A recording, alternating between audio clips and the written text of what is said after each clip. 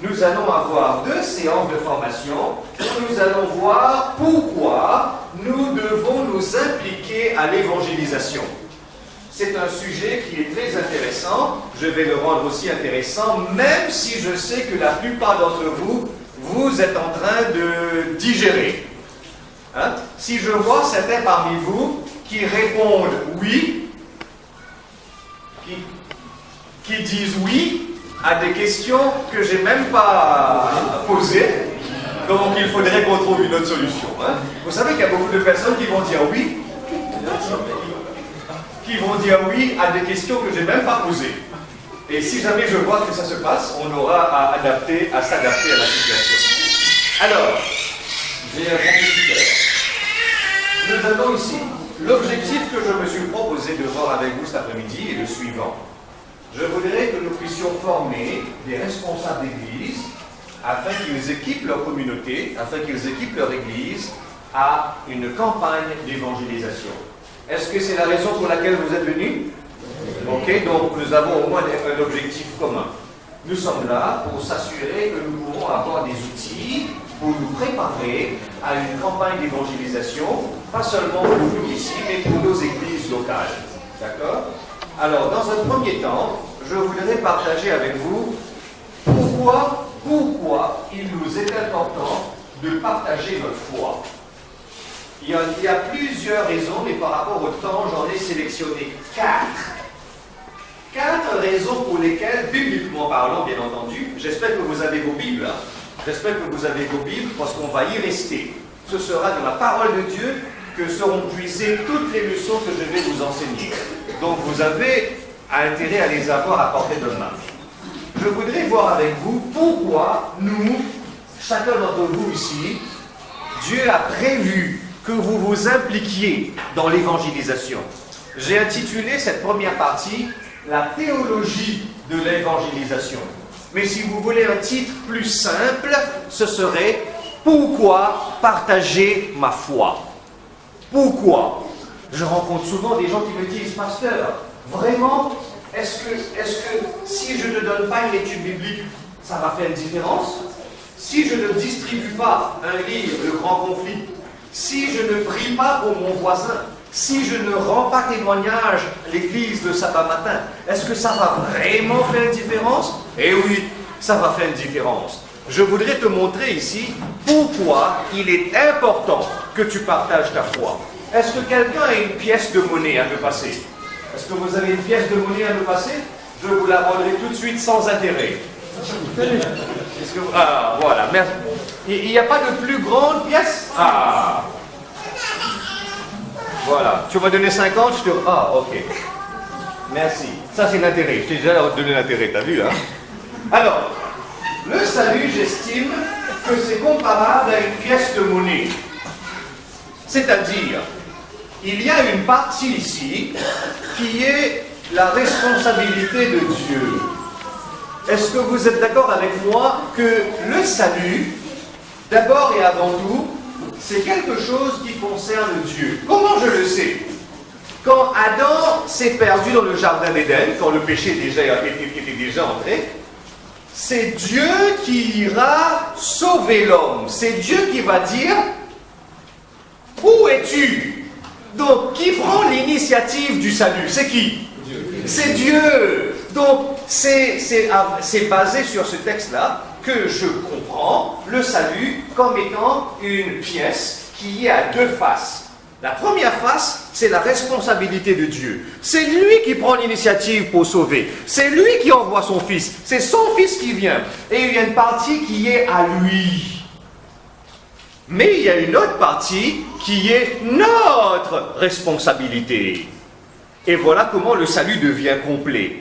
Une partie, c'est la responsabilité de Dieu, l'initiateur du salut, le créateur du salut, celui qui va à la rescousse de l'homme. Donc il prend l'initiative. Et une autre raison pour laquelle je crois que c'est lui aussi qui prend l'initiative du salut. Dites-moi, avez-vous choisi de naître en Côte d'Ivoire dans un pays qui jouit de la liberté religieuse? Non. Non. Vous n'avez pas choisi d'être né dans un pays qui jouit de la liberté religieuse. Donc, vous avez eu la possibilité de connaître Jésus. Donc, la possibilité de connaître le salut. Donc, la possibilité d'être un jour dans le ciel avec lui. Est-ce que vous avez choisi tout ça? Non. Alors, qu'en est-il de ce monsieur, de ce jeune homme, de cette jeune fille qui va naître en Ouzbékistan ou en Afghanistan ou dans ces pays qui ne jouissent pas de la liberté religieuse? Est-ce qu'ils ont choisi de naître là-bas? Non. Est-ce qu'ils ont choisi de naître dans un pays où ils ne connaîtront pas Jésus? Est-ce qu'ils ont choisi de naître dans un pays où ils ne connaîtront pas Jésus, où ils ne connaîtront donc pas le salut? Est-ce qu'ils ont choisi? Non. Voilà pourquoi le salut est une responsabilité en partie de Dieu. Savez-vous ce qu'Ellen White nous dit? Dans le ciel, il y aura des personnes qui vont venir vers Jésus et qui vont lui demander: c'est quoi ces marques que tu as sur tes mains? Connaissez-vous ce texte?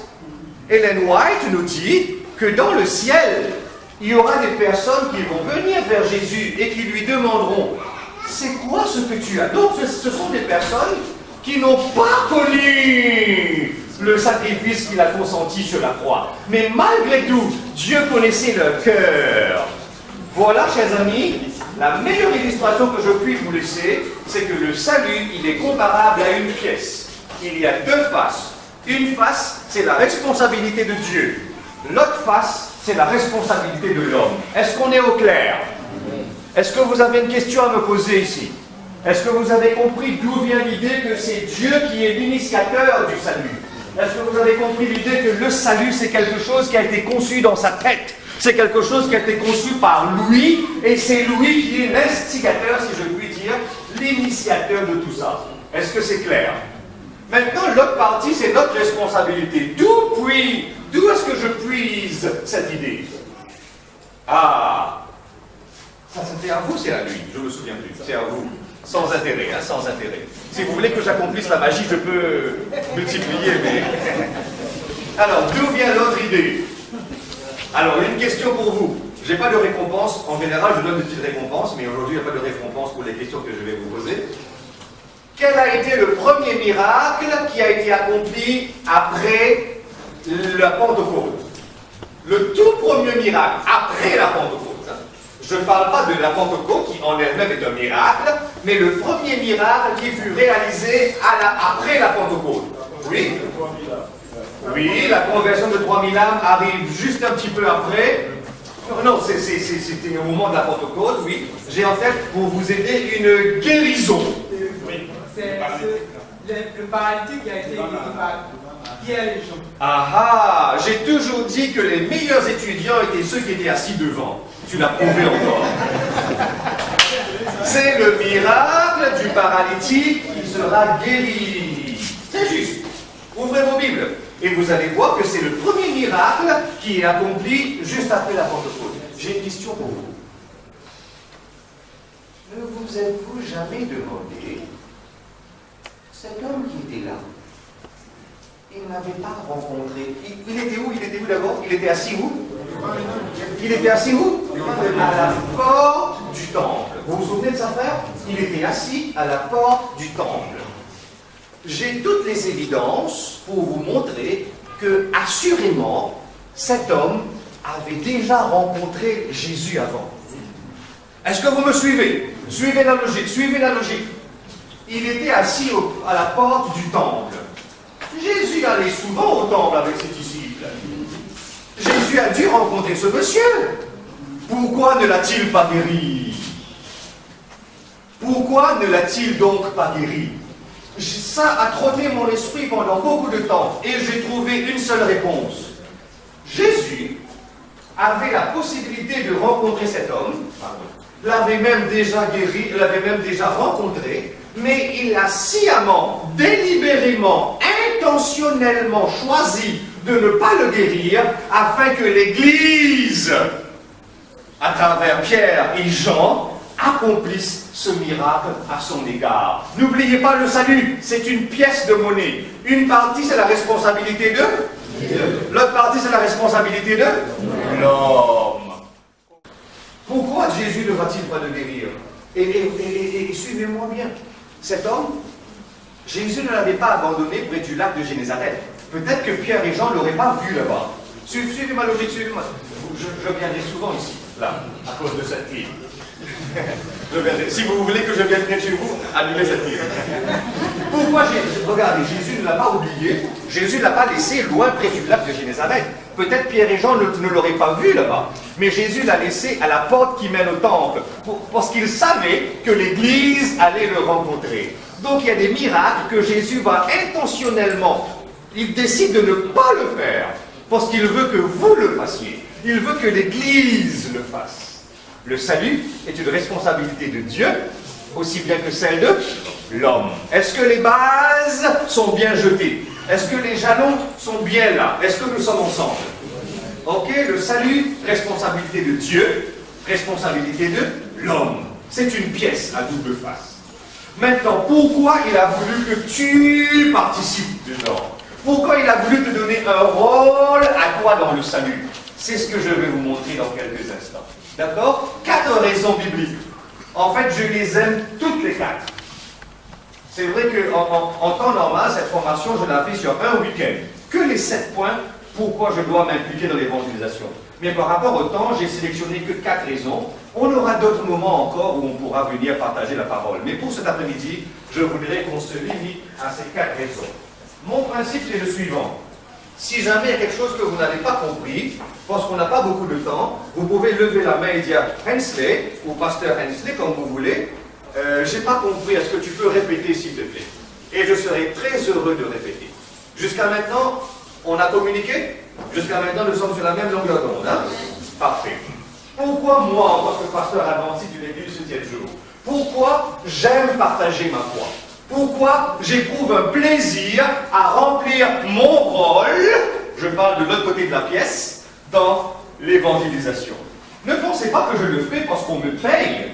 Non, même si on devait ne pas me payer, d'ailleurs on ne me paye pas pour être là aujourd'hui. C'est le jour du sabbat, on ne travaille pas pour être payé. Mais je le ferai quand même. Parce qu'il y a ces 4 raisons bibliques que je vais partager avec vous. La première, et je veux que vous notiez tous les détails qui seront donnés. Tout ce que je vais vous expliquer sera puisé de la Bible. L'évangélisation, quand tu partages ta foi avec l'autre, l'évangélisation est le seul moyen. Qui pourra nous lire ce qui est sur l'écran? Ça vous dit? Vous pouvez? Vous voyez de... Voilà. Est-ce que vous pouvez nous lire ça? Lisez tout, s'il vous plaît. L'évangélisation est le seul moyen que Dieu a produit pour sauver l'humanité.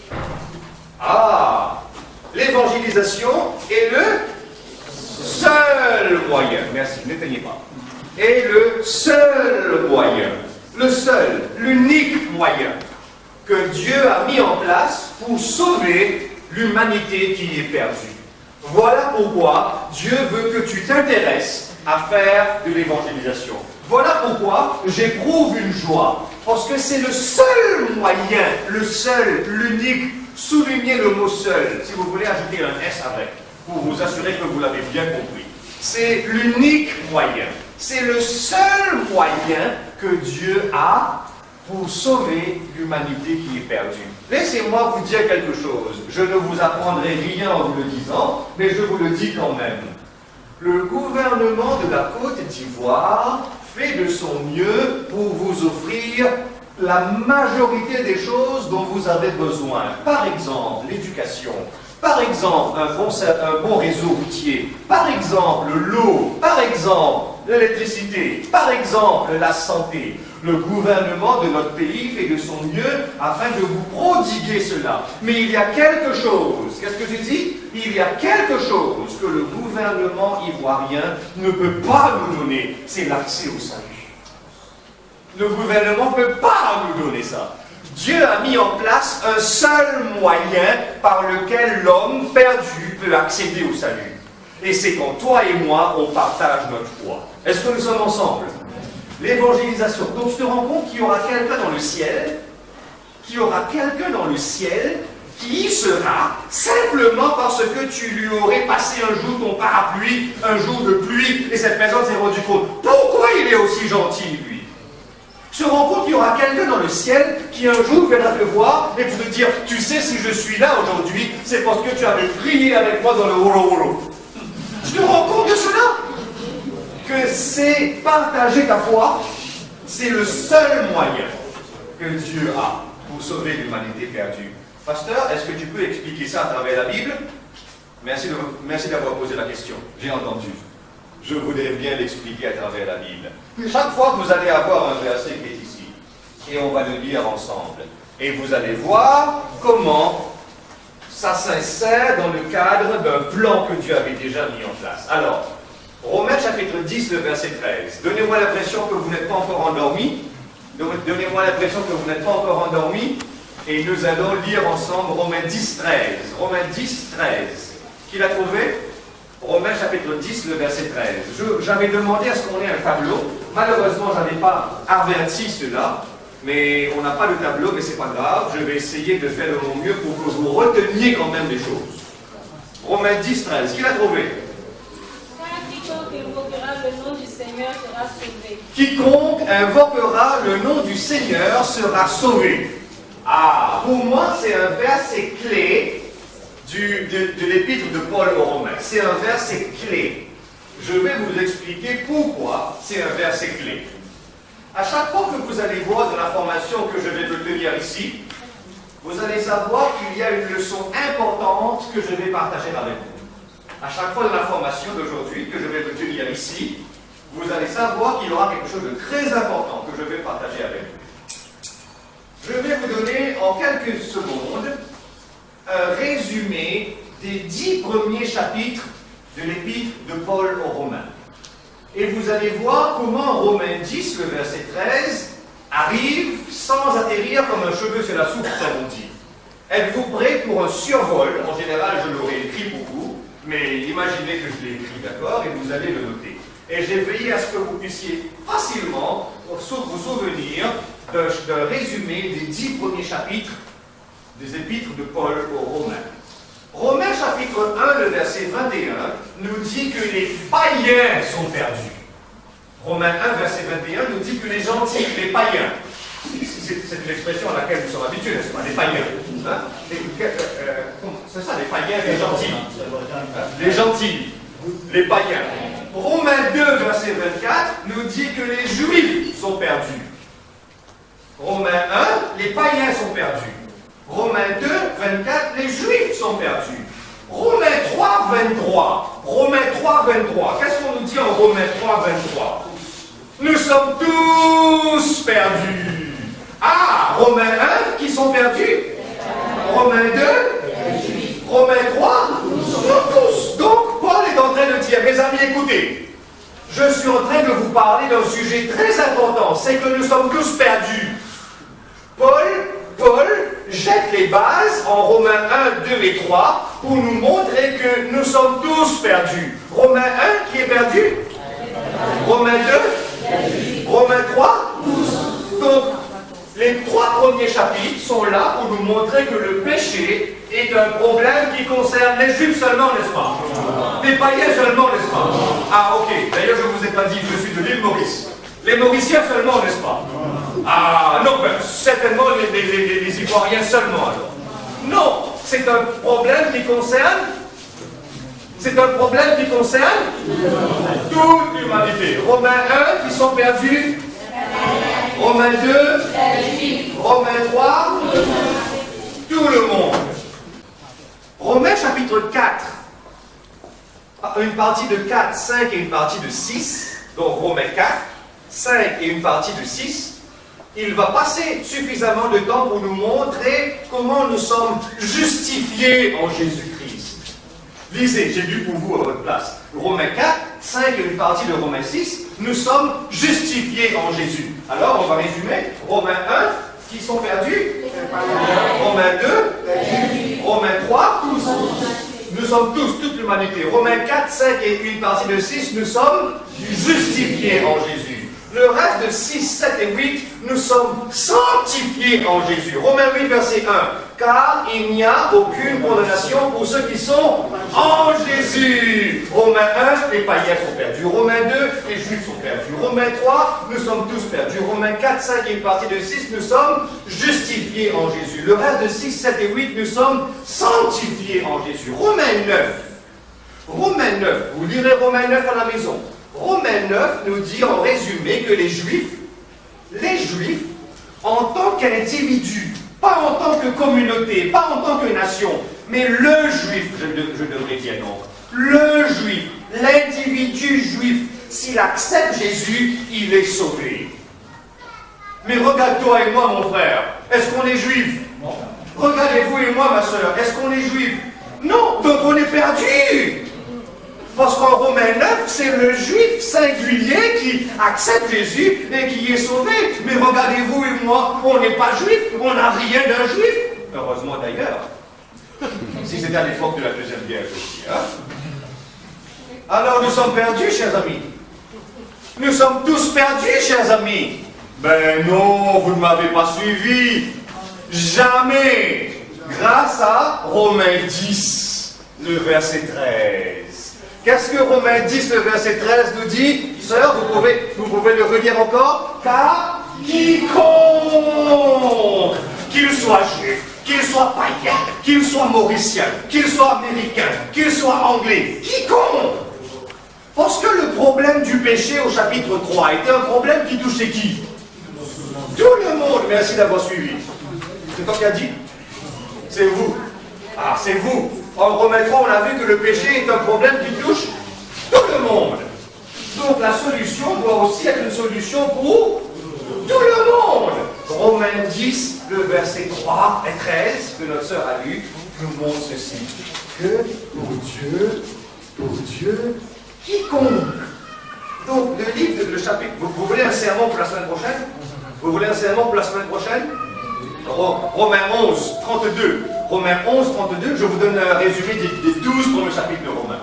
Romains 11, chapitre 32, il dit qu'il va amener tout le monde pour être sauvé. Et maintenant, en Romains 12, Paul commence et dit, ainsi donc, je vous exhorte à offrir votre corps comme un sacrifice vivant. C'est la chose la plus, d'ailleurs le mot qu'il utilise là-bas, c'est le mot logikos, en grec, logikos. Quel mot français vous voyez dedans? Logikos. Logique. Logique. Logikos. C'est la chose la plus logique que vous puissiez faire. Écoutez ceci. Il prend 11 chapitres, à nous expliquer ce que Jésus a fait pour nous. Et au chapitre 12, il te dit, maintenant, tu dois faire quelque chose pour Jésus. Comme pour lui dire merci pour tout ce qu'il a fait pour toi, maintenant ton corps devient comme un sacrifice. Voilà pourquoi il commence avec donc, comme pour le relier à ce qu'il a dit au préalable. Puisqu'il a fait tout ça pour toi, maintenant toi tu dois faire quelque chose pour lui et tu dois lui offrir ton corps. Mais revenons à nos moutons. Ça c'était un sujet de prédication pour la semaine prochaine. Revenons à nos moutons. Romains 10, verset 13. Quiconque. Donc, mais comment vont-ils savoir? Passez-moi le Bible en français, la mienne est en anglais, pardon. Alors, Romains 10, verset 13. On y va? Ah, quiconque croit en lui, oui, là, il n'aura aucune différence, voilà, c'est ça, car quiconque invoquera le nom du Seigneur sera sauvé. Verset 14. Comment donc invoqueront-ils celui en qui ils n'ont pas cru? Et comment croiront-ils en celui dont ils n'ont pas entendu parler? Et comment en entendront-ils parler s'il n'y a personne qui prêche? Et comment y aura-t-il des prédicateurs si personne n'est envoyé? Si personne n'est envoyé, mon ami, laisse-moi te dire que quand tu vas offrir une étude biblique à quelqu'un, tu vas offrir un livre, le grand conflit à quelqu'un, Jésus-Christ vers Jésus à quelqu'un, tu es envoyé par le Seigneur pour le faire. Tu as vu dans ce texte le Seigneur t'a envoyé. Voilà pourquoi le ciel sera un endroit magnifique. Parce que tu auras là-bas quelqu'un, comme tu viens d'arriver, qui va te dire, voilà, puisque je suis là aujourd'hui au ciel, c'est grâce à cette prière que tu as offerte pour moi. Si je suis là au ciel, c'est parce que tu as rendu un bon témoignage envers moi quand on était ensemble à l'école ou au travail ou là où tu étais. Le ciel sera un endroit magnifique parce que Dieu envoie vous et moi pour que ces personnes puissent comprendre pourquoi quiconque, toute personne qui entendrait parler de lui, ils pourront avoir accès au salut. Est-ce que la première leçon est claire? Est-ce que nous sommes ensemble? Est-ce que vous avez compris comment l'évangélisation est le seul moyen? Parce que Dieu t'envoie pour le faire. Il t'envoie pour prêcher. Il t'envoie pour partager l'étude biblique. Et là, tu deviens un maillon important dans cette chaîne pour s'assurer que le salut arrive aux autres. Est-ce que la première leçon est claire? Est-ce que vous avez une question à me poser? Est-ce qu'il y a quelque chose qui n'est pas clair? Dites-le moi. Je me suis arrêté ici ce soir à l'église de Philadelphie, pour partager avec vous cette deuxième raison. Alors, qui va nous le lire? Vous pouvez le lire pour nous, Alex? Vous pouvez voir l'écran? L'évangélisation? L'évangélisation est le moyen que Dieu a mis en place pour que l'on grandisse spirituellement. Ah! Quand tu partages ta foi, l'évangélisation est un moyen que Dieu a mis en place pour que tu grandisses spirituellement, pour que tu grandisses personnellement. Et tu vas voir, là, à travers ce texte de la Bible, comment effectivement tu vas grandir. Mais avant, je voudrais aussi demander à ce que vous participiez. Alors, qu'est-ce que je suis en train de dire ici? Je suis en train de dire, mon frère, quand tu donnes une étude biblique, ma soeur, quand vous donnez une étude biblique à quelqu'un, je suis en train de dire que c'est pas seulement l'autre personne qui grandit. Toi, tu grandis spirituellement. Comment est-ce possible? Comment est-ce possible? Qui veut tenter une réponse? Oui, allez-y. Comment est-ce possible? Moi, je pensais... Attends, comment ça s'appelle? Paul. Moi, je pensais que quand je te donne une étude biblique, moi, je pensais que c'est toi qui grandis. Mais là, je suis en train de te dire, c'est pas Paul qui grandit, mais c'est Hensley qui grandit. Comment est-ce possible? Oui, parce que quand je prépare pour que tu manges, pour avoir la force, moi je vais manger. Donc je donne aussi la force. Donc quand j'enseigne, je m'enseigne. Et si j'essaierai de mettre en pratique ce que j'enseigne, et en fait, ça me fait évoluer spirituellement. Bien. Tu es en train de me dire qu'un cuistot doit toujours être plus costaud. Un cuistot doit être toujours plus costaud. Magnifique. Non, mais c'est une bonne leçon. Hein? Quand tu partages, quand tu te prépares pour partager, tu apprends aussi. Est-ce que je peux lui donner 8 sur 10? Hein, Paul, tu n'es pas déçu? Non. 8 sur 10, c'est quand même bien. Hein? C'est quand même bien. 8 sur 10. Ah. Est-ce qu'on peut améliorer le score de Paul maintenant? Est-ce qu'on peut améliorer le score de Paul? Oui, allez-y. Mettez-vous debout et parlez avec une grosse voix. Bon, qui voudrait améliorer le score? Qui voulait améliorer notre note? Allez-y. Comment ça se passe? Je te donne l'étude biblique, c'est pas moi qui grandis, c'est pas toi qui grandis, mais c'est moi qui grandis. C'est l'analogie du repas. Merci. L'analogie de l'Esprit Saint qui nous accompagne. Oui, mon frère. Vas-y, mets-toi debout. Allez, vite. Ok. En réalité, on enseigne ce qu'on sait. Voilà. Donc, si tu ne sais pas, tu ne peux pas enseigner. Donc, avant d'aller enseigner, enseigne toi-même. Merci beaucoup. Je n'ai ni or ni argent à te donner. Ça, j'ai pas. C'est que j'ai pas, je ne peux pas te donner. Je n'ai ni or, je n'ai ni argent. Tu me suis là? Je ne peux pas te donner ça parce que j'ai pas. Mais ce que j'ai pas, c'est l'or, l'argent. Ça, j'ai pas. Je ne peux pas te donner. Mais ce que j'ai, je te le donne. 9 sur 10. On s'approche là. Allez-y, qui veut améliorer le score? Le prochain doit être un 10 sur 10. Allez-y. Comment on peut nous grandir en donnant l'étude biblique à quelqu'un? Je vois... Non? Tu as peur de... Oui, allez, vas-y. Mets-toi debout, mon ami. Présente-toi, comment tu t'appelles, jeune homme? Alors, Dieu utilise pleinement la personne qui l'envoie. Quand nous voyons Paul qui dit, je n'ai ni or ni argent, mais au nom de... C'est Pierre et Jean qui disent ça. Lève-toi et marche. Nous rendons compte, ce n'est pas lui qui a agi. Et Dieu a agi à travers nous. Donc certainement que c'est lui qui a reçu cette force. Bien, donc l'instrument est béni de Dieu. 9.5 sur 10. 9.5 sur... Excusez, je suis un enseignant très exigeant. Je voulais tout simplement dire qu'on ne peut pas évangéliser, travailler pour Dieu sans qu'on ne serve Dieu. Donc il y a la prière. Être un homme de prière pour que Dieu te donne son esprit, sa force, son savoir-faire. Et ainsi faisant, qu'est-ce qui se passe chez toi? Alors moi j'ai grandi. Tu grandis. 10,5 sur 10. Je pense que ça vaut 10,5 sur 10. Chers amis, ce que je veux que vous reteniez, c'est ceci.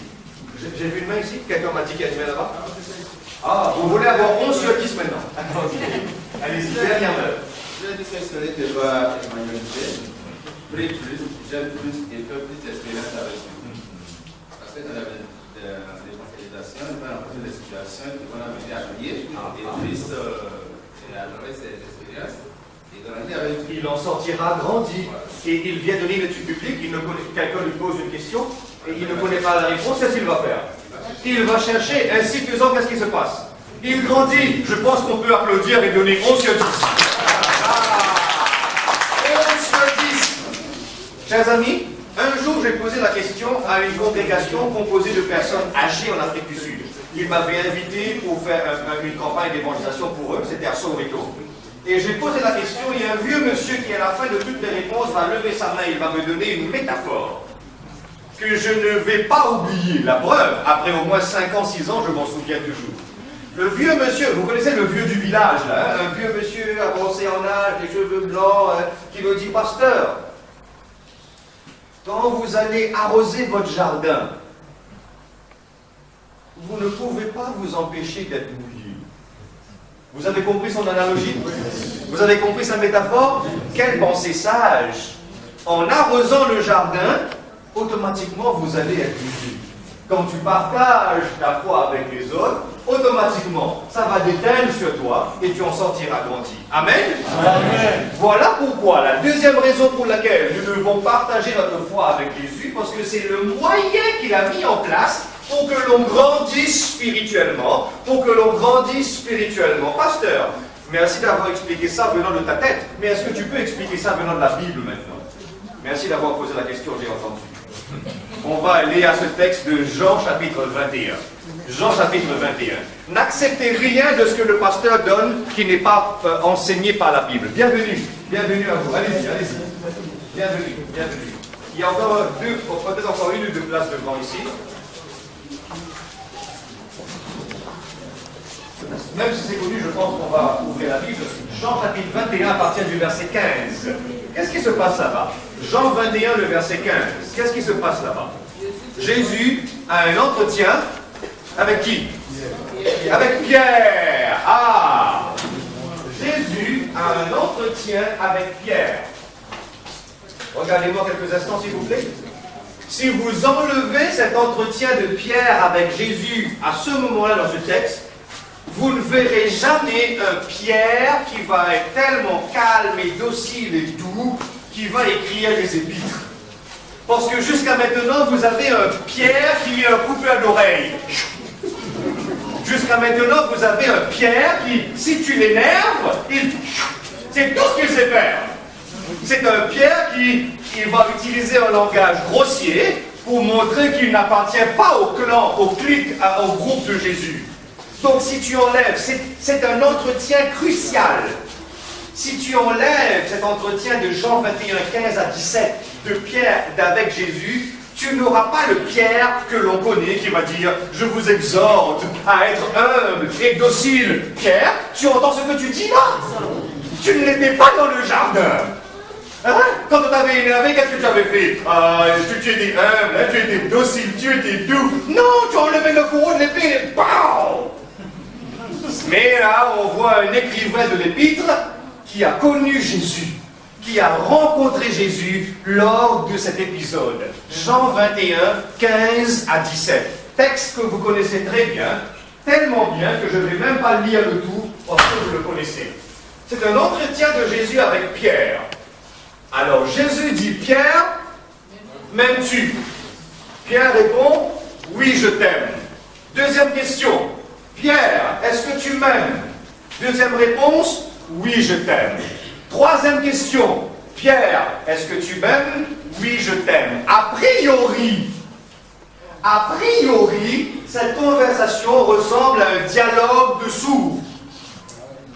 N'est-ce pas? A priori, deux personnes qui s'aiment ici, je ne veux pas créer de couple là, qui ne sont pas encore des couples, mais j'imagine deux jeunes gens qui s'aiment, imaginez la scène, deux jeunes gens qui s'aiment, je n'ai pas dit que c'est vous, mais deux jeunes gens qui s'aiment là, je ne sais pas, ils demandent au copain ou au mari, est-ce que tu m'aimes? Ah oui, je t'aime. Et une deuxième fois, est-ce que tu m'aimes? Ben, le copain ou le mari va dire, je viens de te dire, mais si tu veux encore entendre, oui, je t'aime. Et tu reviens une troisième fois, est-ce que tu m'aimes? Là, le mari va commencer à te regarder et te dire, attends. Là, peut-être qu'il faudrait t'emmener voir le médecin lundi, peut-être un petit problème à l'oreille. Je viens de te dire 2 fois que je t'aime, oui, mais pourquoi une troisième fois? Donc, a priori, cette conversation ressemble à un dialogue de sourds. Cette conversation ressemble à quelque chose qui se passe entre deux personnes qui ne se comprennent pas. Est-ce que vous me suivez? Ça, c'est la limitation de la langue. Parce qu'en français, je dis, j'aime ma femme, j'aime mes 2 filles, j'aime mon chien, j'aime mon chat, j'aime la pizza et j'aime le chocolat. Oui, priez pour le pasteur, il aime le chocolat. Un tout petit peu.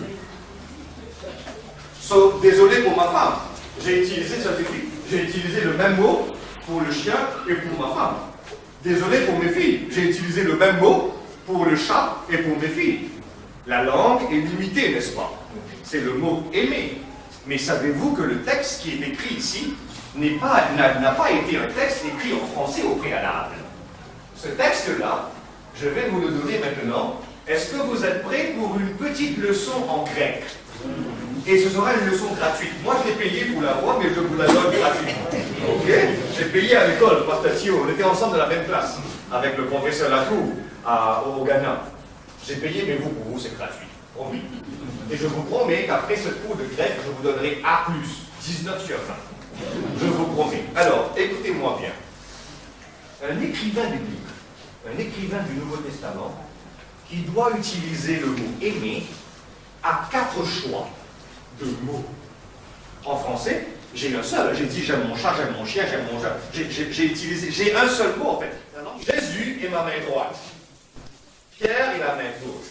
Suivez-moi attentivement. Quels sont les 4 mots? Dans cette conversation, je vous dis d'emblée, on ne va pas utiliser storgé, on ne va pas utiliser eros, on va utiliser agapé et philéo. Regardez ma main, regardez-moi attentivement. Jésus dit, Pierre, est-ce que tu me agapé? Est-ce que tu as l'amour qui est l'amour de Dieu? Pierre dit, oui Jésus, je te philéo. Je ne peux pas arriver à là, tu le sais Jésus.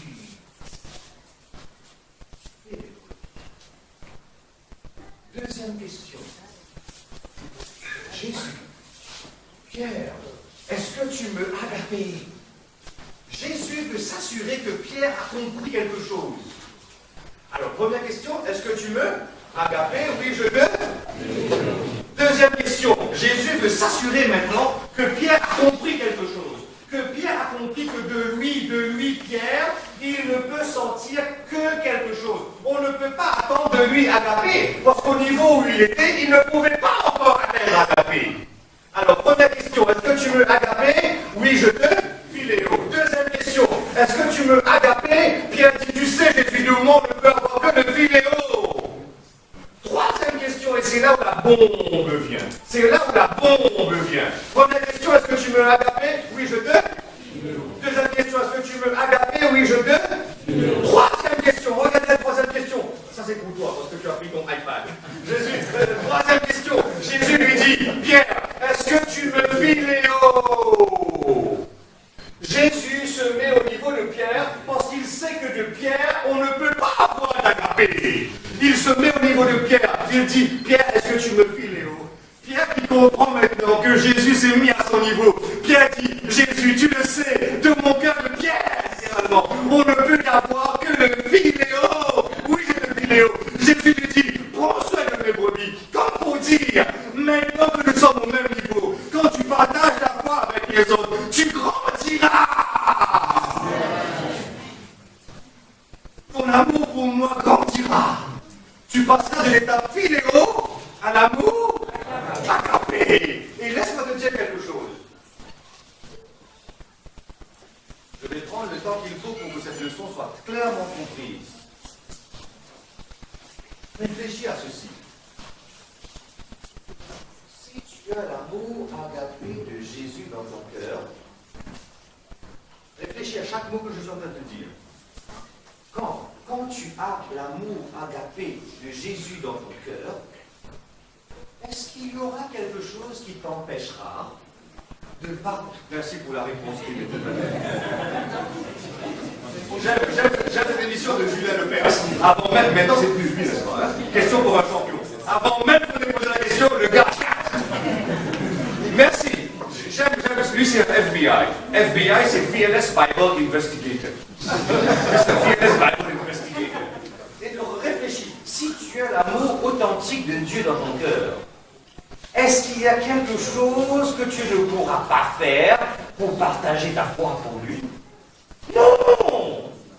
Il n'y a rien, parce que la motivation de toute chose, pourquoi je m'attarderai à venir chez toi, te donner une étude biblique et passer mon temps, parce que tu sais pourquoi? Parce que le ciel sera un endroit différent sans toi.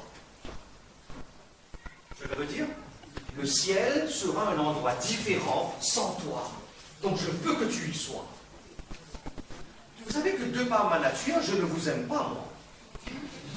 Non, j'espère ne pas vous décevoir. C'est l'amour de Jésus qui, dans mon cœur, me fait aimer tout le monde. Ne marchez pas sur mes orteils, hein. Ne marchez pas sur mes orteils, littéralement. Vous verrez de quel bois je me chauffe. Mais c'est l'amour de Jésus qui est dans mon cœur, qui fait à ce que, je te dis, le ciel sera un endroit différent sans toi. Donc je veux que tu y sois. Qu'est-ce qui te ferait aller vers ton voisin, vers ton collègue de travail, vers ce collègue de classe pour partager ta foi? C'est l'amour. Et la loi dit, en anglais, c'est the love of soul, c'est l'amour des âmes. Voilà pourquoi c'était capital que Jésus communique cette leçon à Pierre. Si tu as mon amour agapé dans ton cœur, il n'y aura rien qui te sera impossible pour que tu partages ce que j'ai fait pour toi aux autres. Voici la bombe théologique. Grandis. Que ton amour fasse de philéo. Je l'ai résumé ici pour vous, bon, même si j'ai déjà dit ce que j'ai dit, mais vous pouvez ici prendre des notes. Alors, de la conversation de Pierre et de Jésus, c'est quelque chose de ce genre. Je sais que ton amour pour moi n'est pas comme mon amour pour toi. Parce que mon amour pour toi, c'est... Mon amour pour toi, c'est... Ah, merci. Et ton amour pour moi, c'est... Qu'importe. Qu'importe. En d'autres termes, ça importe peu. Ça importe peu. Mais paie mes brebis. Prends soin de mon troupeau. Partage ta foi, parce qu'ainsi faisant, c'est-à-dire commence là où tu es, commence à ton état de faiblesse de philéo, je te comprends, de toi ne peut venir que le philéo, je ne vais pas exiger de toi de l'agapé parce que tu ne peux formuler que le philéo, je sais que de toi ne peut venir que le philéo, donc donne-moi ce que tu as, donne-moi ton philéo, mais j'ai besoin de quelque chose que tu me donnes, donne-moi quelque chose, vous vous souvenez du miracle, donne-moi la farine. Avec la farine, je vais accomplir les choses, mais j'ai besoin de quelque chose que tu me donnes. La plupart des miracles, ou une grande partie des miracles que Jésus accomplit, il demande quelque chose. Donne-moi de l'eau, je vais le transformer en vin. Donne-moi la farine, je vais faire à ce qu'il n'en manque jamais. Donne-moi de l'huile, je vais faire... Donc j'ai besoin que tu me donnes quelque chose. Même si ce que tu me donnes est imparfait, donne-le-moi. Donne-le-moi. Tu n'as que le philéo, donne-le-moi. On commencera là où tu es. Et ainsi je te ferai grandir. Ton amour pour moi grandira. De philéo à... Parce que quand mon agapé, je devais ajouter une phrase ici, ce serait la suivante. Parce que quand mon agapé est dans ton cœur, il peut continuer la suite. Il n'y aura rien qui ne sera impossible. Quel est ce mot? Impossible à faire pour partager ta foi. Est-ce que la deuxième leçon est claire? Quand tu partages ta foi avec l'autre, tu grandis. Tu grandis personnellement, tu grandis spirituellement. Leçon numéro 3. L'évangélisation, c'est un de mes préférés. En fait, 3 et 4 sont mes préférés. Si vous avez aimé 1 et 2, je suis sûr que vous allez préférer 3 aussi. Ce sont des raisons bibliques qui vous montrent pourquoi moi, en tant que pasteur adventiste, j'aime partager ma foi. Pas parce qu'on me paye, mais parce que j'adore. J'ai compris que le salut, c'est une partie de Dieu. La pièce que tu m'avais donnée au tout début, là, une partie, c'est la responsabilité de Dieu. C'est lui qui prend l'initiative. Et l'autre partie, c'est ta responsabilité. On avait vu ça déjà. Première leçon qu'on avait vue, l'évangélisation est le seul moyen que Dieu a pour communiquer à l'humanité perdue le salut. La deuxième raison qu'on a bien de voir, c'est que quand tu partages ta foi, tu grandis spirituellement, tu grandis personnellement. Qui va nous lire cette phrase? Tu te sens à l'aise pour lire ça? Ah, tu ne le vois pas bien. Ah, ok. Il veut un deuxième stylo, lui. L'évangélisation est le moyen que le ciel a mis en place pour réjouir le cœur de Dieu. Ah, il lit bien aussi, hein. L'évangile, ils ont des parents, ils sont là, tes parents? Ah, félicitations à vos parents, hein. Aidez-le chaque soir dans le culte vespéral à la maison, le culte du soir. Permettez vos enfants de lire la parole de Dieu. Donnez-leur l'occasion de lire la parole de Dieu. Je vois quelqu'un ici qui est habitué à lire la Bible. C'est le meilleur moyen que vous avez pour faire à ce que vos enfants sachent lire. Lisez la parole de Dieu. L'évangélisation est le moyen que le ciel a mis en place pour réjouir le cœur de Dieu. Bonsoir Dieu. Comment vas-tu? Comment s'est passée ta journée aujourd'hui? Si je vous demandais, bonsoir, comment ça va? Qu'est-ce que tu vas me dire? Ça va bien. Il n'a même pas réfléchi. Je suis sûr que si je lui donnais 20 minutes, il pourrait passer 20 minutes à me montrer que ça ne va pas pour lui. Il pourrait passer 20 minutes à me dire pourquoi ça ne va pas. Mais il m'a dit ça va bien. Merci beaucoup d'ailleurs. Parce que je n'avais pas 20 minutes à t'accorder tout de suite. Hein? Peut-être après. Mais imaginez la scène, je suis au bureau là-bas, Pasteur Wilson qui doit passer devant mon bureau tous les matins pour arriver à son bureau. Admettons qu'il me voit et me demande, Hensley, comment ça va? Ah, merci pour la question, vous avez 1 heure? Je vais vous expliquer pourquoi ça ne va pas. Je suis sûr que la prochaine fois, il va passer dans l'autre couloir. Je suis sûr qu'il ne va plus me voir. Ah, il ne faut pas lui demander comment ça va. Imaginez la scène, donc vous demandez à Dieu ce soir, avant d'aller vous coucher, bonsoir Dieu, comment vas-tu? Comment s'est passée ta journée? Et là, ça a provoqué un déclic dans ma mémoire de prédicateur. Et j'ai pu imaginer un petit peu les réponses que Dieu aurait pu me donner. Et je voudrais vous en proposer quelques-unes. Si tu demandais à Dieu, bonsoir Dieu, comment vas-tu? Comment s'est passée ta journée? Je peux facilement imaginer ce que Dieu pourrait nous donner. Excusez mon imagination, peut-être un peu trop fertile des fois, mais voici ce que je pense Dieu pourrait me dire. Tu veux savoir comment j'ai passé ma journée aujourd'hui? Ah bien, je vais te dire. J'ai assisté à 100 000 funérailles.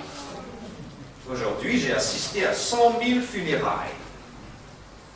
Et 99% de ces gens sont morts sans me connaître. Donc, ils sont morts éternellement. Tu te rends compte? Ça me rend triste. Je peux imaginer Dieu qui me dit, ah, tu veux savoir comment j'ai passé ma journée aujourd'hui? Aujourd'hui, j'étais à New York, j'étais à Londres, j'étais à Tokyo, j'étais dans ces grandes mégapoles, et j'ai vu les jeunes qui se droguaient, qui se shootaient, et ça m'a rendu triste. Je peux imaginer Dieu qui va me dire, ah, tu veux savoir comment j'ai passé ma journée aujourd'hui? Je suis allé visiter un camp de réfugiés, comme on l'appelle en ce moment, la jungle. Vous connaissez la jungle? À Calais, ou ailleurs, où j'ai été dans plusieurs endroits. J'étais là-bas aujourd'hui, et j'ai vu une pauvreté abjecte, et ça me rend triste. Est-ce que ce sont des réponses possibles, plausibles, que Dieu pourrait me donner? Très possible! Très possible! Je vais m'arrêter là. Je vais laisser fructifier votre imagination fertile pour voir les autres réponses que Dieu aurait pu recevoir. Mais ma leçon est la suivante. Il y a en ce moment 1001 choses qui peuvent rendre Dieu triste. Suis-je? Êtes-vous d'accord avec moi ou pas? Il y a en ce moment 1001 choses qui peuvent attrister le cœur de Dieu. Mais je me suis arrêté chez vous ce soir pour vous annoncer une bonne nouvelle. Parmi ces 1001 choses qui attristent le cœur de Dieu, mon frère, il y en a une. Combien ai-je dit? Une qui réjouit son cœur. Une seule, d'après les Écritures, qui réjouit son cœur. Pasteur, tu peux l'expliquer de la Bible? Merci de demander, je l'ai entendu. Allons en Luc 15. Luc 15. Et nous allons voir dans ce texte pourquoi Dieu veut que tu t'insères dans ce plan. Pourquoi Dieu t'a accordé un rôle prépondérant dans ce plan de contribuer à sauver l'homme. Et le troisième point, c'est quoi? Quand tu partages ta foi avec les autres, tu réjouis le cœur de Dieu. Quand tu partages ta foi avec l'autre, tu réjouis le cœur de Dieu. Même s'il y a 1001 choses qui l'attristent, il y a au moins une dans les Écritures, que lorsque cette chose se produit, le cœur de Dieu en est réjoui. Luc 15. C'est un texte très connu, parabole très connue, une trilogie de paraboles. Alors, vous savez, comment commence Luc 15? Comment commence Luc 15? On accuse Jésus de manger avec les personnes de mauvaise vie. On accuse Jésus de manger avec les prostituées, de manger avec les pharisiens. On accuse Jésus de passer son temps avec eux. Pour répondre à cela, Jésus leur donne une trilogie de paraboles, 3 paraboles. Même si certains commentateurs en ont vu 4, parce que la troisième parabole, il la subdivise en 2, le fils prodigue et le frère aîné. Pour l'objectif de ma leçon de ce soir, je préconise 3 paraboles, une trilogie de paraboles, et vous saurez pourquoi. Comment commencent ces paraboles? Tout d'abord, il y a un bon problème ici. Est-ce qu'il y a des enseignants de formation ici? Est-ce qu'il y a des gens qui ont été formés pour devenir enseignants? Parfait, merci bien. On a quelque chose en commun. Quand on a été formé pour être enseignant, on nous a dit, si tu veux illustrer un point, une leçon, tu utilises une illustration. Mais tu n'as pas besoin, tu ne dois pas illustrer ton illustration. Ça, c'est ce qui est dans les pratiques de la chose. Je vais terminer avec ça parce que c'est... J'ai tellement d'histoires à partager avec vous. Voilà, je vous donne la leçon. C'est pas encore là. Quand tu fais l'évangélisation, Romains 9, verset 28 te dit que Dieu est toujours à l'œuvre. Hein? Dieu est à l'œuvre, Dieu travaille, Dieu est à l'œuvre. Attends, comment tu crois que l'univers est en train de tourner? Est-ce que Dieu est une manivelle là-haut, là-bas? Il a dit Gabriel, plus vite Gabriel, plus vite Gabriel, hein, plus vite. Le soleil va se coucher plus tôt. Allez, plus vite Gabriel. Dieu est à l'œuvre, Dieu est à l'œuvre. Il travaille, il travaille. Il travaille. Le texte dit Dieu est à l'œuvre. Il travaille déjà, lui. Il travaille. Voilà pourquoi même quand tu dors, il y a des âmes qui se repentent. Même quand tu dors, Pasteur Vincent, je sais que tu aimes l'évangile, toi. Je sais que tu aimes l'évangélisation. Même quand tu dors, les gens se repentent. Comment se fait-il? Parce que Dieu travaille. Dieu travaille. Mais quand tu fais l'évangélisation, tu entres, j'ai en tête l'idée d'un train. Le train de Dieu, il passe déjà lui. Et ce train a le succès assuré. Quand tu fais l'évangélisation, tu entres dans ce train et tu prends le risque de vivre des aventures extraordinaires avec Dieu parce que le train est déjà en marche et le train connaît le succès parce que Dieu travaille. Est-ce que vous me suivez? Dieu travaille. Dieu touche des cœurs. Est-ce que Dieu peut convertir toute la Côte d'Ivoire en un clin d'œil? Oui! Les 7,4 milliards habitants, 7,4 milliards d'habitants de la planète Terre, est-ce que Dieu peut les convertir du jour au lendemain? Bien sûr!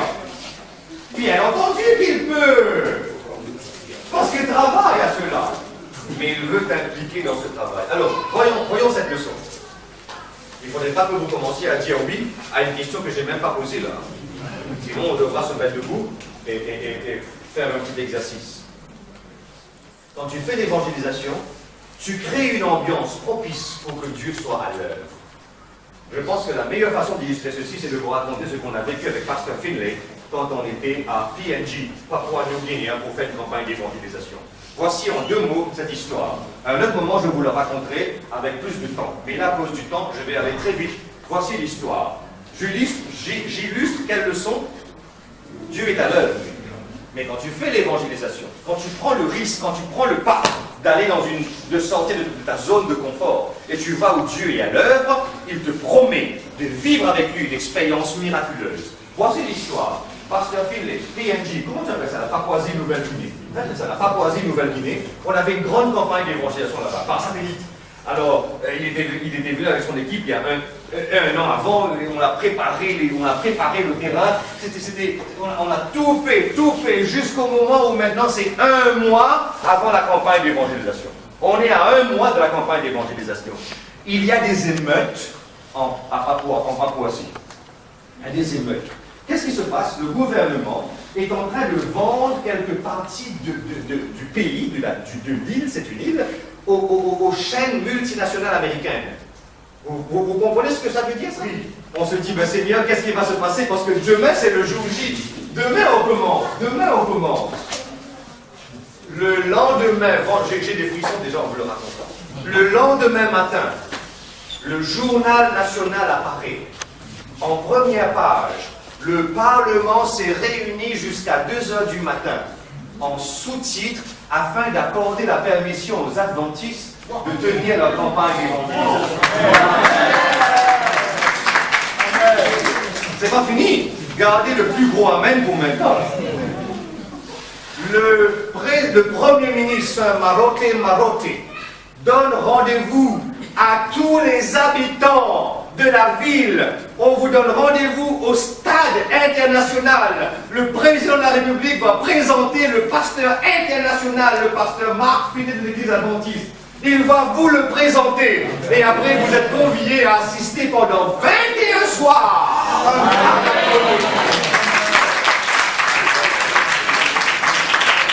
On n'a rien payé pour la Bible.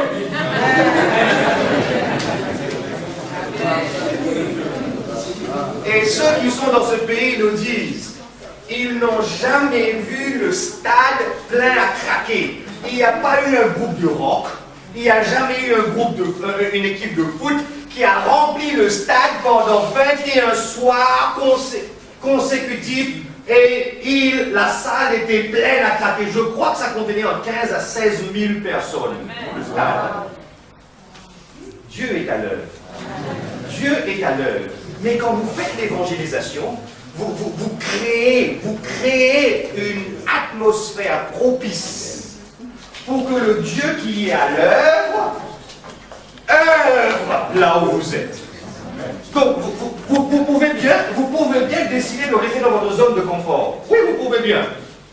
Mais si vous le faites, vous ne serez pas en train de créer une ambiance idéale pour que le Dieu qui est déjà à l'œuvre vous montre qu'est-ce qu'il est capable de faire. Si jamais j'avais pas dit qu'on allait partir à 17h11, je vous aurais raconté une autre histoire. Mais bon, je vais m'arrêter là. Et il y a d'autres histoires que j'ai vécues après Toria, moi-même avec une campagne en 2008. Mais bon, on va vous le raconter. Je crois que vous connaissez. L'idée c'est ça. La leçon que vous devez retenir, c'est que si tu veux voir Dieu à l'œuvre dans ta vie, en passant, pasteur. Ah non, je pense que c'est pas ici. C'est pas ici en Côte d'Ivoire. C'est ailleurs, mais pas ici. C'est ailleurs, hein, c'est pas ici. Je sais qu'ici, quand on dit « Ah, c'est le moment de témoignage hein, », quand le pasteur dit « C'est le moment de témoignage », je sais qu'ici, il y a une longue queue, n'est-ce pas hein? Non, c'est ça? Ici, il y a une longue queue. Non! Ici, en général, il y a une longue queue. Il y a une longue queue de personnes qui attendent pour rendre témoignage. Le pasteur doit dire « Non, ça suffit. » Non, c'est comme ça que ça se passe, non? Non, c'est pas comme ça. Pourquoi? Parce que si nous serions en train de partager notre foi et d'aller là où Dieu est déjà à l'œuvre, on aurait eu un témoignage à rendre. Mais sachez que je ne vous critique pas, s'il vous plaît. Non, je ne suis pas en train de vous critiquer. Non. Je suis en train de vous dire que voilà, je pense qu'on peut faire les choses autrement. Si tu veux avoir un témoignage à rendre, je suis en train de te dire, il y a quelque chose que tu peux faire.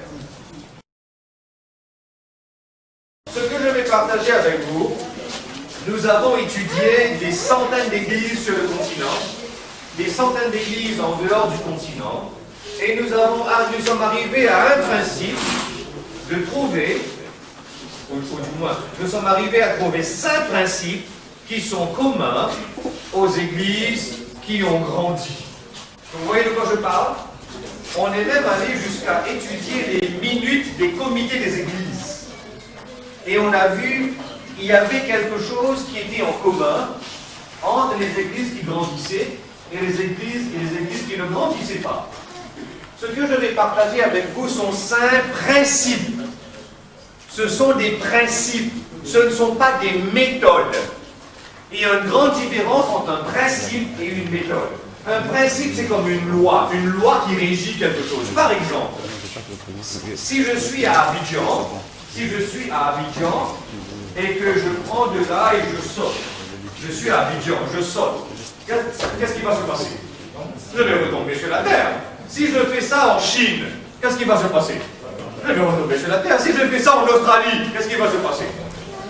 Pourquoi? Parce qu'il y a une loi qu'on appelle la gravité. Là où je suis sur la Terre, si je saute, je vais retomber.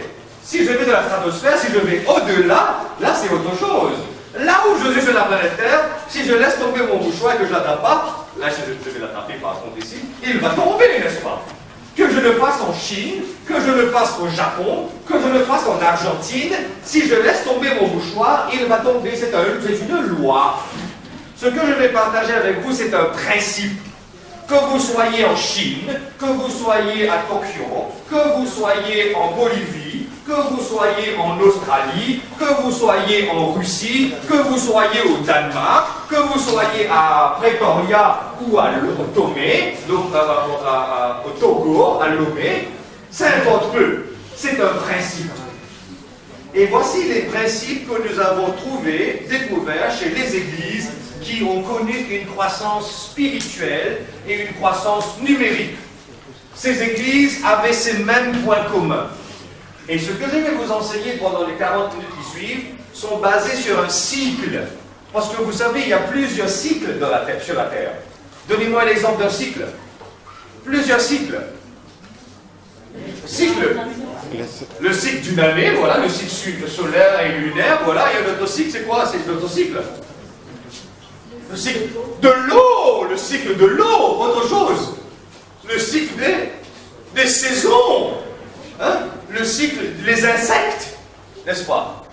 L'agriculture, c'est un cycle. Donc ce que je vais vous enseigner est bâti sur le cycle agricole. Alors c'est un programme d'évangélisation. Voilà, en d'autres termes, voici. Vous n'avez pas besoin de lire, écoutez-moi simplement. Ce que je suis en train de vous dire maintenant, c'est que une église qui veut se préparer à une campagne d'évangélisation, en janvier, en mai ou peu importe, je ne suis pas ici que pour la campagne du mois de mai, parce que je sais que ça doit aller au-delà du mois de mai. Ok? Voici ce qu'une église doit faire afin de se préparer à une campagne d'évangélisation. En d'autres termes, c'est ça. Laissez-moi vous poser une question. Frère, vous êtes là devant moi. Dites-moi, demain matin, est-ce que je peux venir là, demain matin, là, et espérer récolter de la terre quelques carottes et quelques choux? Est-ce que je peux oser? Pas du tout! Impossible! C'est ce que des fois nous faisons. Nous faisons une campagne d'évangélisation dans un endroit et on pense qu'après la campagne d'évangélisation, on va avoir une grande moisson pour Jésus. Qu'est-ce que je dois faire si je devrais récolter des carottes et des choux demain ici? Pas demain, un jour ici. Qu'est-ce que je devrais faire? Il faut beaucoup de choses. Préparer la terre. Je vois que vous vous y connaissez. Ah! Ce que je veux vous enseigner maintenant est basé sur ce cycle agricole. Il y a plusieurs types de cycles. Le cycle saisonnier, le cycle de l'eau, vous l'avez dit, le cycle lunaire, le cycle hebdomadaire d'une semaine. Et il y a aussi le cycle agricole. Et ce que je vais vous enseigner est bâti sur le cycle agricole. Alors, tout d'abord, qu'est-ce qu'on doit faire? Vous avez dit là. On doit préparer la terre. On doit ensemencer, n'est-ce pas? On doit prendre soin, on doit arroser. Après un moment viendra là. D'accord. Qu'est-ce qu'un fermier mange tout ce qu'il a récolté? S'il fait ça, il meurt. Si un fermier mange tout ce qu'il récolte, il meurt. Il faut qu'il engrange quelques éléments. Bâti sur ce cycle-là, nous allons voir les 5 principes qu'une église qui grandit respecte. Et je dis bien, c'est un principe. Ce n'est pas une méthode. Je veux m'assurer que vous l'avez compris, parce que si je ne peux pas vous enseigner des méthodes, vous connaissez les méthodes mieux que moi. Par exemple, le principe est le suivant. Pour que les gens assistent à une conférence, il faut que les gens sachent que la conférence a lieu. C'est un principe, n'est-ce pas? Donc, le principe dit, pour que les gens sachent, il faut que tu fasses la publicité. Ça, c'est un principe. Maintenant, quelle méthode de publicité va-t-on prendre? Ça, c'est autre chose. Vous êtes expert dedans. Est-ce que vous voyez la nuance? Je vais vous partager des principes. Les méthodes, vous les connaissez. Vous savez pourquoi je prends cette précaution? Parce que je peux vous proposer des méthodes qui ne sont pas adaptées. Si on s'arrête à l'étape numéro 3, nous sommes en train simplement d'avoir des personnes en bonne santé. Mais elles vont griller en enfer. C'est ce que je faisais comprendre à mon collègue. Il ne faut pas simplement qu'ils soient non-fumeurs mais pécheurs. Il faut qu'ils soient non-fumeurs mais sauvés. Il faut qu'ils mangent bien mais pour être sauvés. Il ne faut pas qu'ils soient... je pense que vous avez compris. Voilà pourquoi il faut arriver à l'étape numéro 4.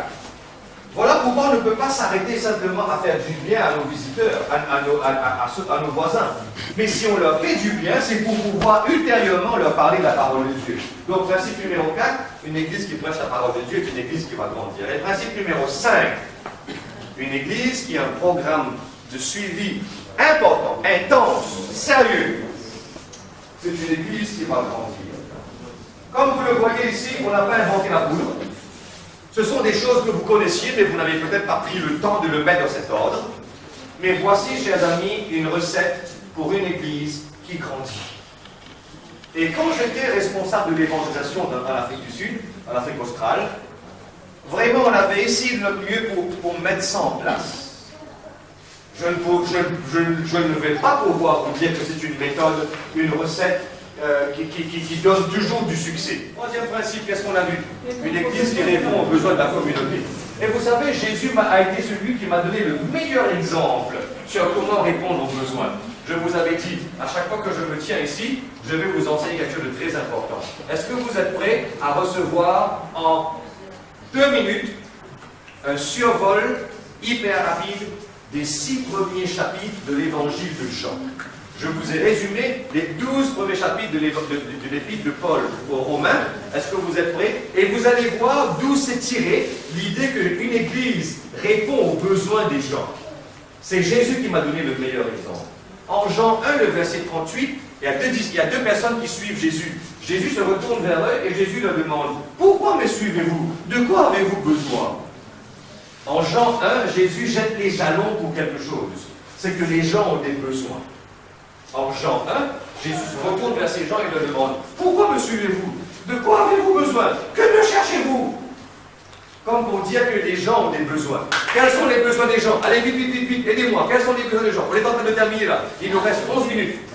Les gens ont besoin de nourriture, vêtements, de la santé, du travail, de l'argent, de se loger, des besoins sociaux, d'être aimé, des besoins étymologiques, des besoins psychologiques, pardon, d'être aimé, de se marier. Voici les besoins des gens, n'est-ce pas? Alors en Jean 1, Jésus jette les jalons. Et Jésus demande, pourquoi me suivez-vous? Que me voulez-vous? Que me cherchez-vous? De quoi avez-vous besoin?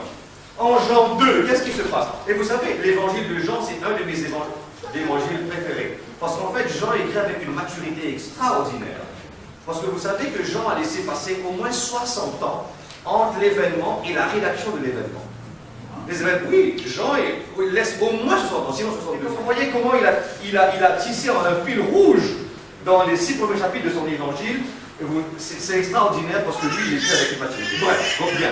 Ceci dit, voyons, allons plutôt rapidement au résultat. Jean 1, de quoi avez-vous besoin? Jean 2, avez-vous déjà été à un mariage où on n'avait pas eu suffisamment à manger ou à boire? Je ne vous ai pas demandé quel mariage c'est. Je vous ai simplement demandé est-ce que vous avez déjà été à un mariage où on n'avait pas assez à manger et à boire? Le fait que vous vous souvenez illustre mon point. Imaginez l'embarras social. Imaginez le nouveau couple de Jean chapitre 2. C'est un couple dans un mariage. Imaginez la scène. Vous savez comment marchent les gens qui viennent de se marier, hein? Ils marchent, comme on dit en français, bras dessus, bras dessous. On dit ça en français, ou c'est le créole mauricien qui le dit, hein? On marche bras dessus, bras dessous, là. Vous savez comment sont les gens qui viennent de se marier? D'ailleurs, quand je vais rarement au restaurant avec ma femme, j'éprouve un malin plaisir. J'essaie de voir les couples qui sont assis, de par la distance qui sépare le mari d'avec la femme, l'année de mariage. Avez-vous dans vos églises des gens qui ont des besoins sociaux? Jésus est capable de répondre. Jean 3, qu'est-ce qui se passe en Jean 3? Nicodème, il vient voir Jésus de nuit, parce qu'il ne voulait pas qu'il soit vu. Il vient et dit, grand maître, comme on dit en français, il lui passait la peinture. Grand maître, nous savons que tu viens de Dieu. Arrête! Jésus lui dit, il te manque une chose. Ellen White met le doigt dessus. Ellen White nous dit, ce qui manquait à Nicodème était une régénération spirituelle. Nicodème avait un besoin spirituel. Jean 1, quel est ton besoin? Jean 2, un besoin? Jean 3, un besoin? Jean 4, cette femme a eu 5 maris. Et le mari avec qui elle était n'était même pas son mari. 5 fois, elle a entendu la porte se claquer sur elle. Tu ne vaux rien. 5 fois. Elle avait besoin besoin d'être aimée. Elle avait besoin d'une sécurité émotionnelle. Est-ce que vous avez des gens qui ont besoin d'être aimés là où vous êtes? Est-ce que vous connaissez des gens qui ont besoin de sécurité émotionnelle? Jésus vient et Jésus répond à ces besoins. Avez-vous remarqué que Jean fait quelque chose d'extraordinaire? En Jean 3, c'est un homme. En Jean 4, c'est une femme. En Jean 3, c'est un homme de bien. Nicodème. En Jean 4, c'est une femme de mauvaise vie. En Jean 3, c'est un homme de bien qui vient de nuit. En Jean 4, c'est une femme de mauvaise vie qui vient de jour. Vous avez vu le contraste que Jean fait exprès pour vous enseigner quelque chose. Qui que tu sois, Jésus est capable de répondre à tes besoins. Amen. Amen. Jean 1, de quoi as-tu besoin? Jean 2, un besoin. Jean 3, un besoin spirituel. Jean 4, un besoin émotionnel. Jean 5, ça fait 38 ans qu'il était dans une piscine à Bethesda. Connaissez-vous la signification? Si le tableau était là, je vous écris Beit Esda. Beit Lechem. Le mot Beit, ça veut dire maison. Un endroit qui s'appelait la maison de miséricorde. Mais personne ne lui a montré de la miséricorde. Jésus passe à travers cet endroit et Jésus le guérit. Parce que Jésus savait qu'il y avait des gens qui avaient des besoins physiques de guérison. Jean 1, de quoi as-tu besoin? Jean 2, un besoin social. Jean 3, un besoin spirituel. Jean 4, un besoin émotionnel. Jean 5, un besoin de guérison. Jean 6, et je termine. Jean 6, pourquoi les gens suivaient Jésus? Ils suivaient Jésus parce qu'ils voulaient un sandwich au thon. Et Jésus leur dit, d'accord, je vais quand même vous le donner. Est-ce que vous avez dans votre communauté des gens qui ont besoin d'être satisfaits au niveau de leur appétit? Est-ce que vous avez dans votre communauté des gens qui ont faim? Jésus te dit, voilà, je te donne l'exemple. Prends et fais du bien à ces gens. Donc voilà d'où vient cette idée où une église qui répond aux besoins de servir, aux besoins de sa communauté, est une église qui va grandir parce que Jésus m'a donné l'exemple en étant celui qui par excellent, et elles sont à vous. Est-ce que vous avez une question à me poser? À nous poser, pas vraiment à moi. Les questions faciles sont à moi, les questions difficiles sont à eux. Ok? Donc, est-ce que vous avez une question? Est-ce que vous avez quelque chose à ajouter? Est-ce que vous avez compris ce qu'on attend de vous? Est-ce que vous avez des questions sur la campagne?